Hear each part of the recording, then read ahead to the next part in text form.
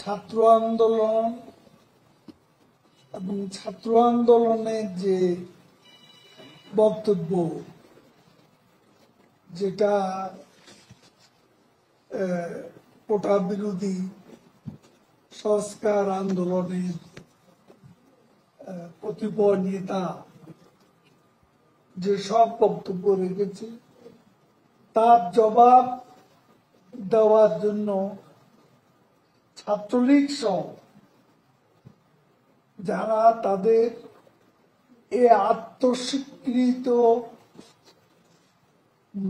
রাজাকার, যারা নিজেদের অদ্যন্তপূর্ণ মানসিকতা প্রকাশ ঘটিয়েছে গত রাতে, তার জবাব তারাই দেন।